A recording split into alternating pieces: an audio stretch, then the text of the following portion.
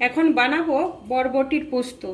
তো আমি এখানে 500 গ্রাম বরবটি নিয়ে নিয়েছি, 500 গ্রাম আলুও নিয়ে নিয়েছি, কেটেও নিয়েছি। সময় কম ছিল তাই আগে থেকে আমি কেটে নিয়ে রেডি করে নিয়েছি। তো এখানে মশলায় আমি নিয়েছি রসুন কিছুটা নেবো, আদা, পেঁয়াজ, 3টে লঙ্কা, একসঙ্গে এই 4টা জিনিসকে পেস্ট করে নেবো, আর আলাদা পোস্তটাকে পেস্ট করে নেবো। আমি কড়াটা আগে থেকে বসিয়ে রেখেছিলাম, তেলও দিয়ে দিয়েছি, গরম হয়ে গেছে। আমি বরবটিটা নুন দিয়ে ভেজে নিচ্ছি। সাইডে আলুটা সেটাও বসিয়ে দিয়েছি তাড়াতাড়ির জন্য। বরবটিটা আমার ভাজা হয়ে গেছে, এবার আমি তুলে নিচ্ছি।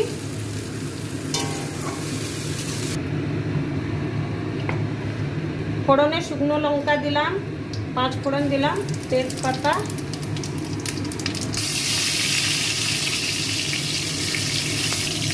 আর রসুন, লঙ্কা, আদা একসঙ্গে।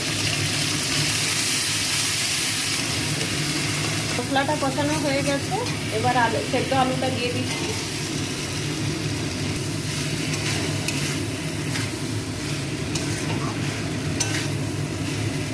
আলু কষানো হয়ে গেছে, এবার আমি পোস্তটা দিয়ে দিচ্ছি।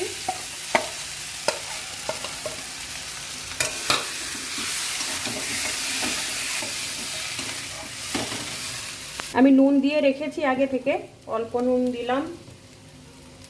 ঠিক আছে, আমি এবার জল দিয়ে দিচ্ছি। এবার আমি পোস্তের মধ্যে বরবটিটা দিয়ে দিচ্ছি, ভেজে রেখেছিলাম আগে থেকে।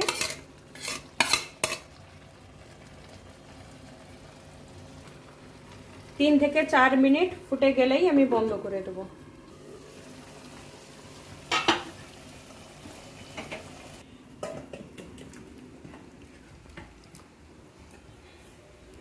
হয়ে গেল আমার বরবটি আলুর পোস্ত।